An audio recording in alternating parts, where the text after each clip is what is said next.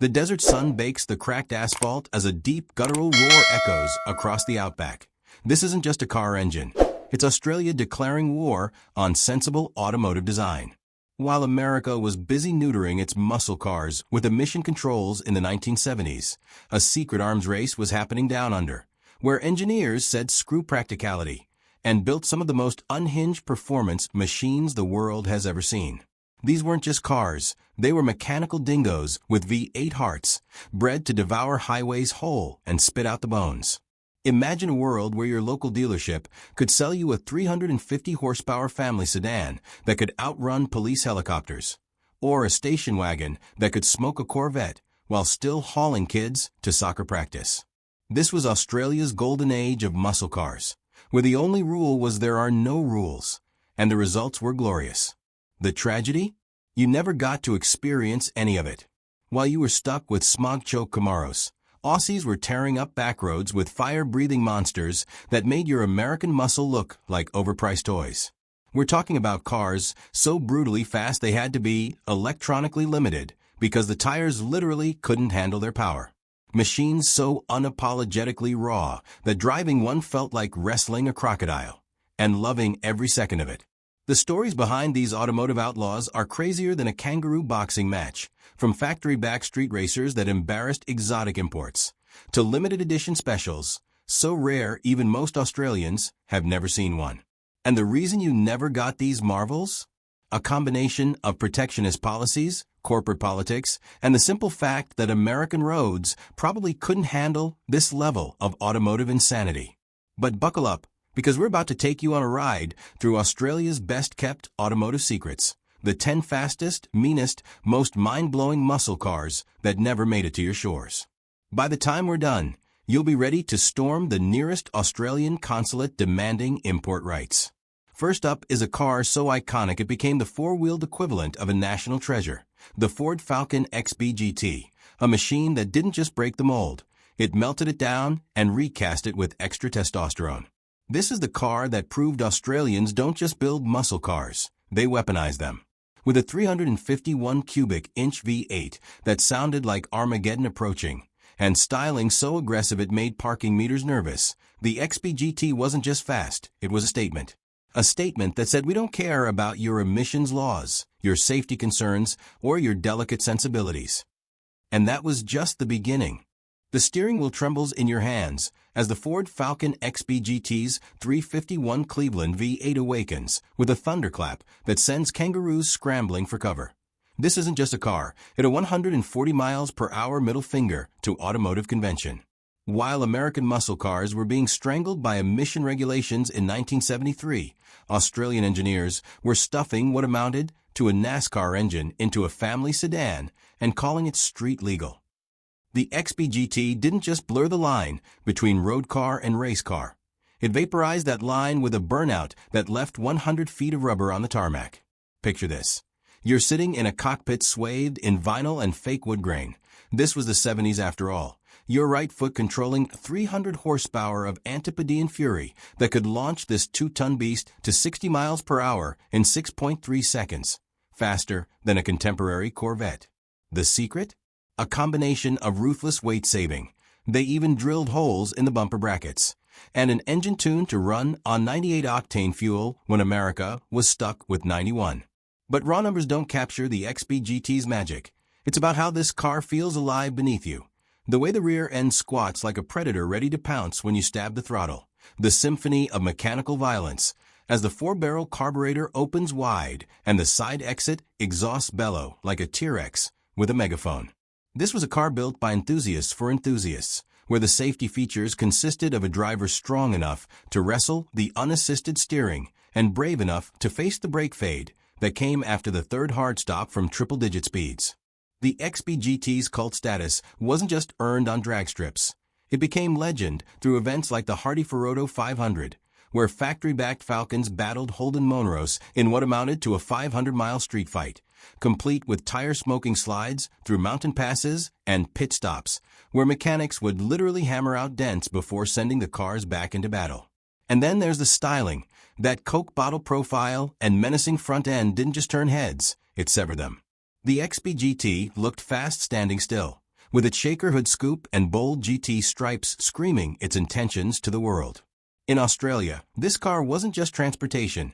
It was a cultural icon, appearing in films like Mad Max, where its Interceptor version became the most famous movie car since the Batmobile. Yet for all its glory, the Falcon XB GT represents a tragic missed opportunity for American enthusiasts. While you got the neutered Mustang too, Australians were enjoying what might be the purest expression of 1970s muscle car philosophy. Big power, no excuses, and enough tire-shredding attitude to make a Hellcat driver blush. The cruel irony? Many of the engineering tricks Ford Australia pioneered, like their work on unleaded fuel compatibility, would later be adopted by Detroit. Just too late to save America's muscle car golden age. Driving an XB GT today is like stepping into a time machine to an era when horsepower was king, safety was someone else's problem, and the only performance metric that mattered was the width of your grin after flattening the accelerator. It's raw, it's brutal, and it's utterly magnificent, a rolling monument to a time when Australia took America's muscle car playbook and rewrote it in blood, oil, and high-octane gasoline. The moment you turn the key in the Holden Monaro GTS 350, the world shrinks to the width of the tarmac and the thunderous heartbeat of its Chevrolet-sourced 350ci V8. This isn't just a car, it's Australia's audacious rewrite of the muscle car rulebook. While General Motors was busy watering down its American performance cars in the early 1970s, Holden engineers were performing dark magic in a Melbourne suburb, creating what might be the purest expression of GM muscle ever conceived. The Monaro GTS 350 represents one of history's greatest automotive ironies. Australians taking an American engine and building a better muscle car than Detroit dared to produce. Picture this. You're gripping a thin-rimmed steering wheel wrapped in leather, so thin you can feel every vibration from the road. Your right foot controlling 300 horsepower of unobstructed fury channeled through a Muncie 4-speed manual transmission, so precise it feels like the shifter is wired directly to your nervous system. The acceleration isn't just fast, it's violent, the nose lifting as the rear tires claw for purchase. That iconic Holden badge in the center of the grille becoming a blur to anyone foolish enough to challenge you at the lights. What made the Monaro special wasn't just the specs, though a 0 to 60 time of 5.8 seconds in 1971 would embarrass most American muscle, but how it delivered its performance, with a sophistication that made contemporary Camaros feel agricultural. The secret lay in its locally developed suspension, a brilliant compromise between live axle brutality and independent refinement that allowed the Monaro to devour Australia's notoriously rough roads at speeds that would shake lesser cars apart. This was a muscle car that could dance, its chassis tuned by engineers who understood that Australian drivers needed a vehicle as comfortable sliding sideways through dirt road corners as it was crushing highways between Sydney and Melbourne. The GTS 350's racing pedigree reads like a Hollywood script, from its legendary Bathurst 500 victories to underground factory specials that allegedly made closer to 400 horsepower. These cars weren't just fast, they were winners. And then there's the styling. That sleek fastback profile and bold GTS stripes didn't just turn heads, they created whiplash cases across the southern hemisphere. Inside, you'd find a cockpit that mixed American muscle with European flair, bucket seats that actually held you in place during hard cornering, a dashboard that put every gauge exactly where you needed it, and a gear shift positioned so perfectly it felt like an extension of your arm. Driving a Monaro GTS 350 today is like discovering a lost chapter of muscle car history, one where the usual compromises between comfort and performance simply didn't exist. The tragedy for American enthusiasts? GM actively blocked Holden from exporting these masterpieces, fearing they'd show up the Corvette and Camaro in their home market. What you missed wasn't just another fast car. You missed what might have been the perfect evolution of the American muscle car philosophy, refined by Australians who understood that true performance isn't just about straight-line speed, but about creating a machine that speaks directly to your soul through the steering wheel and seat of your pants. The Monaro GTS 350 wasn't built to meet sales targets or satisfy bean counters. It was built because a group of passionate engineers down underlooked at what Detroit was doing and said we can do better. And by God, they did.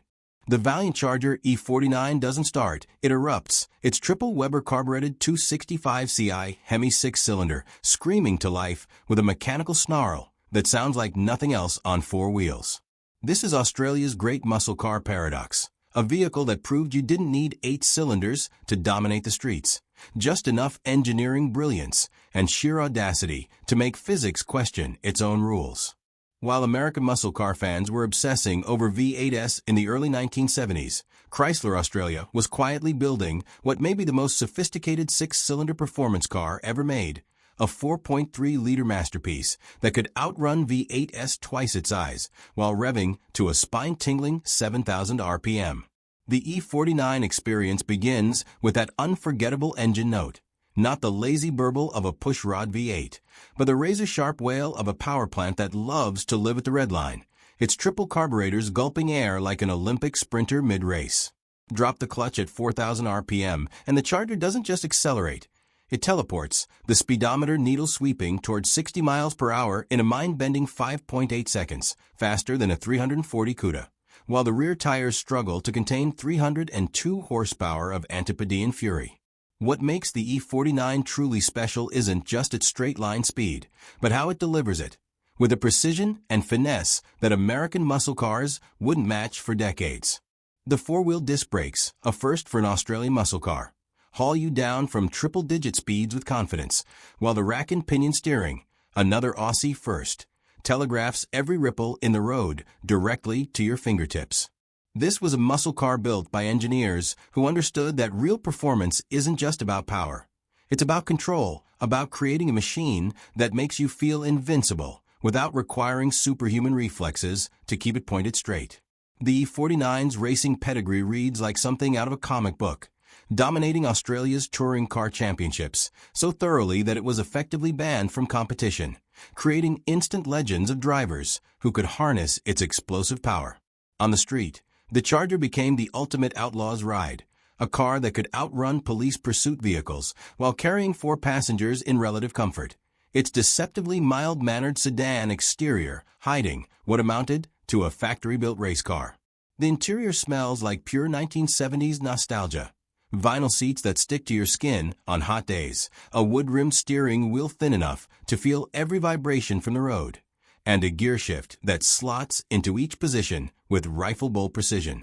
Driving an E49 today is like uncovering a lost chapter of automotive history, one where Australia didn't just match American muscle, but redefined it with cleaner lines, smarter engineering, and a willingness to break conventions that Detroit couldn't imagine. The tragedy? Chrysler never exported these brilliant machines, leaving American enthusiasts to wonder what might have been if their Dusters and Demons had received this level of engineering attention. The Valiant Charger E49 stands as proof that sometimes the most revolutionary ideas come from the unlikeliest places. In this case, a small team of Australian engineers who looked at the muscle car status quo and decided to build something better, something wilder, something truly unforgettable. The Ford Falcon XY GTHO Phase 3 doesn't just accelerate, it warps reality. Its 351 Cleveland V8 unleashing 380 horsepower of pure Australian fury that bends time and space around it. This is the muscle car that redefined impossible, a 4-door family sedan, so brutally fast it could hit 60 miles per hour in 5.4 seconds and keep pulling all the way to 150 miles per hour. Numbers that would embarrass a Ferrari Daytona in 1971. The Phase 3 wasn't built to win races, it was built to end them, Ford Australia's nuclear option in the infamous supercar scare that nearly got these street-legal missiles banned by terrified politicians. Slide behind the wheel, and you're immediately struck by how ordinary everything looks: vinyl seats, a basic AM radio, and a speedometer that only goes to 120 miles per hour, a hilarious underestimation. Then you turn the key.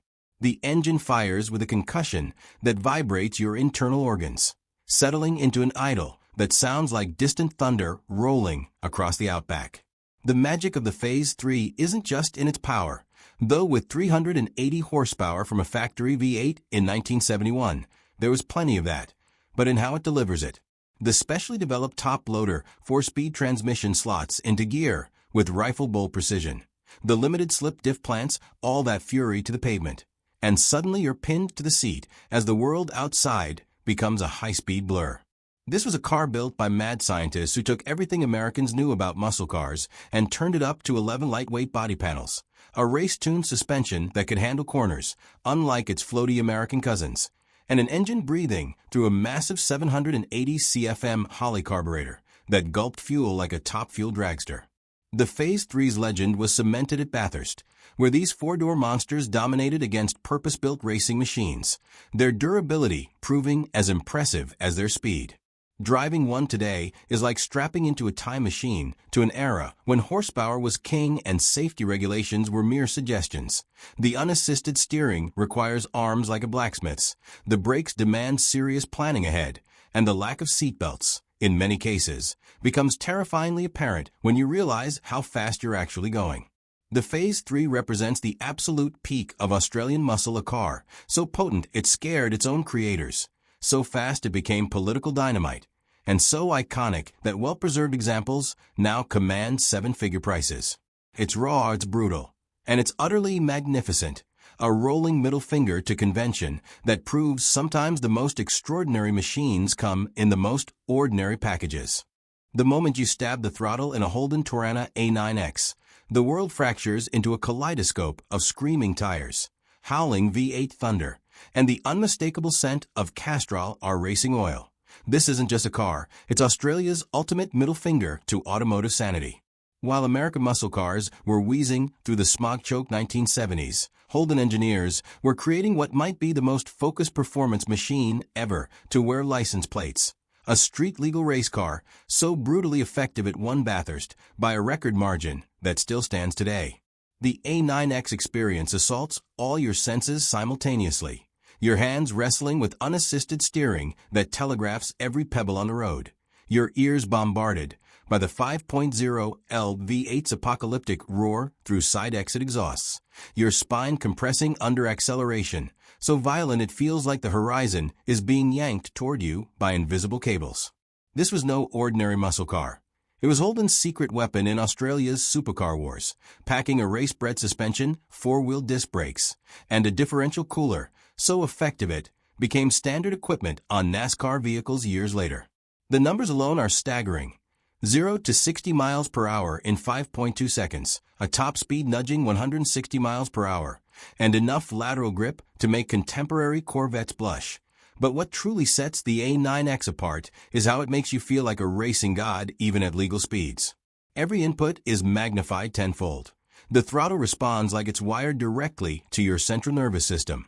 The gearshift slots into each position with mechanical perfection, and the brakes haul you down from triple-digit speeds with terrifying efficiency. The interior is a glorious time capsule of 1970s racing minimalism. Vinyl bucket seats that offer just enough support to keep you from sliding into the passenger footwell during hard cornering, a steering wheel thin enough to feel every vibration from the tarmac, and a dashboard so sparse it makes a 911 RS look luxurious. Driving an A9X today is like unearthing a lost automotive relic from an alternate universe, where emissions regulations never existed and racing engineers were given free rein to build the ultimate street machine. The tragedy for American enthusiasts? These masterpieces were never exported, leaving you to wonder what might have been if Detroit had shown even half of Holden's commitment to performance during the muscle car's darkest days. The Torana A9X stands as proof that sometimes the most extraordinary cars come from the unlikeliest places. In this case, a small team of Australian engineers who looked at the rulebook and decided to burn it, creating not just a faster muscle car, but perhaps the purest driving machine ever to emerge from the 1970s. The Chrysler Valiant Pacer V8 doesn't just start. It erupts into existence with a guttural, cammy idle that makes car alarms 2 blocks away shudder in fear. This is Australia's ultimate underdog muscle car, a vehicle that proved you didn't need a fancy badge or racing pedigree to dominate the streets. Just a massive American V8 wedged into a lightweight Australian body and enough tire-shredding attitude to make a Hellcat driver question their life choices.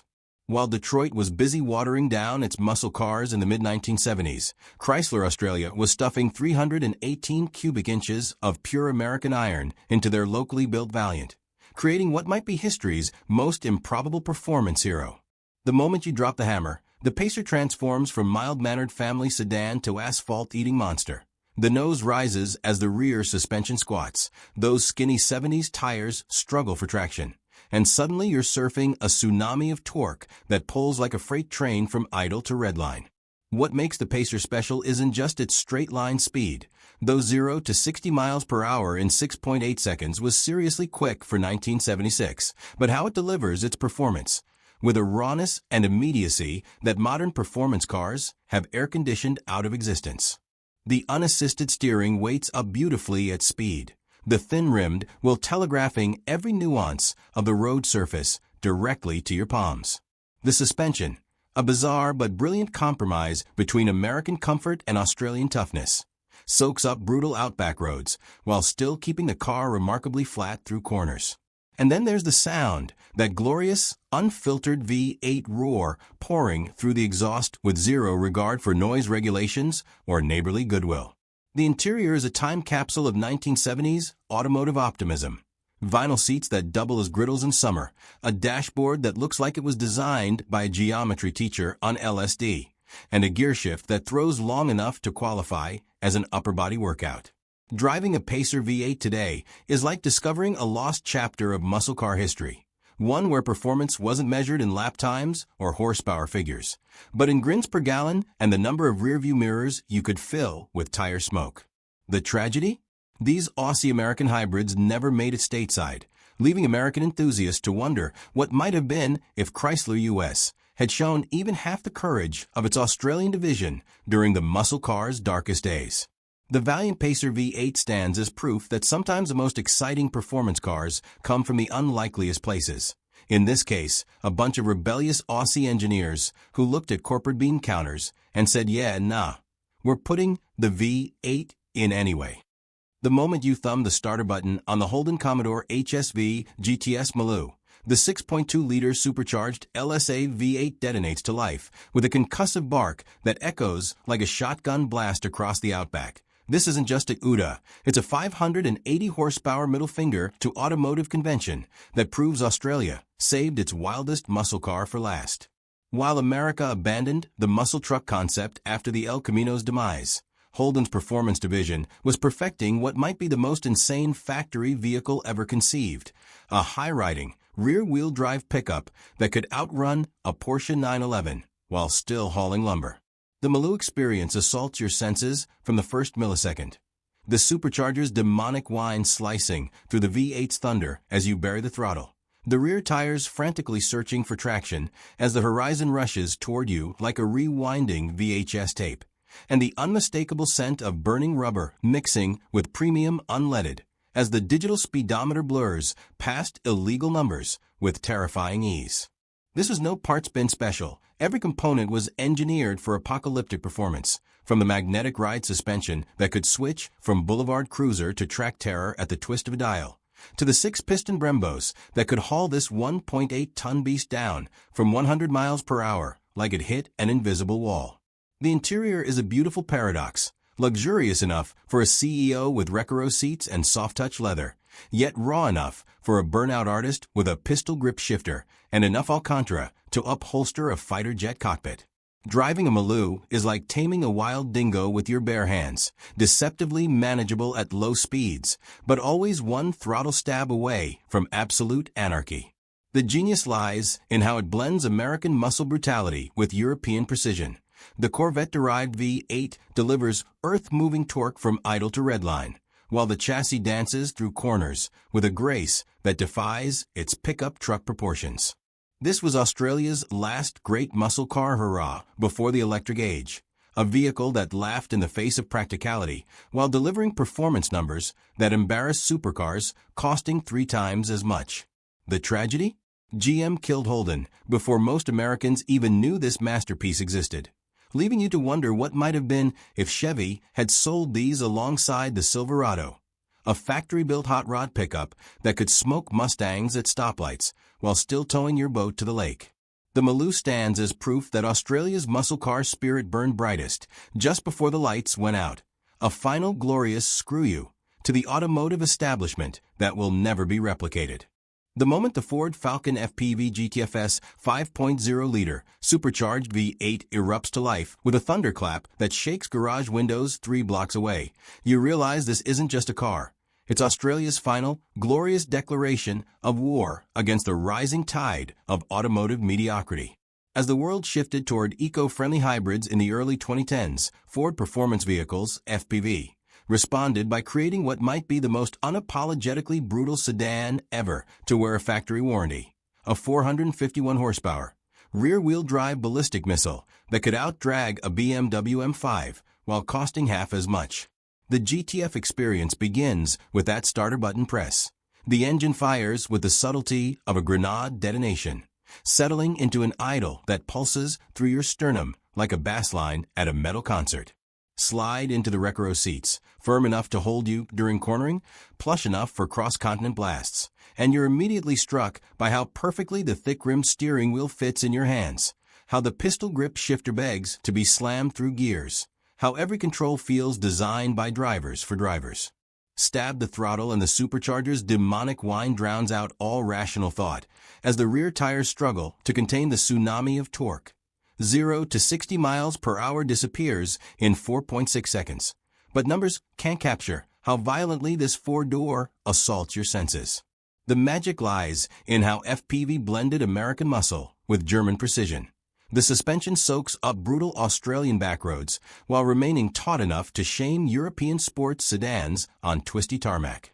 The brakes, massive 6-piston Brembos up front, haul you down from illegal speeds with terrifying authority, while the limited slip differential ensures every ounce of power gets translated into forward motion or spectacular smoke shows, depending on your right foot's discretion. This was no parts bin special. Every component was honed to perfection, from the hand-finished cylinder heads to the aerodynamics-tuned bodywork that added 143 kilograms of downforce at 186 miles per hour. The interior smells like pure performance, leather Alcantara, and the faint petroleum tang of high-octane fuel, with a dashboard that puts every critical gauge directly in your sightlines. Driving a GTF today feels like unearthing a relic from an alternate timeline where emissions regulations never existed and petrolheads ruled the world. A time capsule of when driver engagement meant more than just a marketing buzzword. The tragedy? Ford Australia shuttered its doors just as this masterpiece hit showrooms, making the GTF both the pinnacle and the swan song of Australian muscle. For American enthusiasts, it represents the ultimate what-if. Imagine a world where Ford US offered a Taurus SHO with this level of performance instead of turbocharged disappointment. The Falcon FPV GTF stands as proof that sometimes the brightest flames burn just before extinction. A final, glorious middle finger to the forces of automotive conformity that will echo through history long after the last drop of premium unleaded has burned away.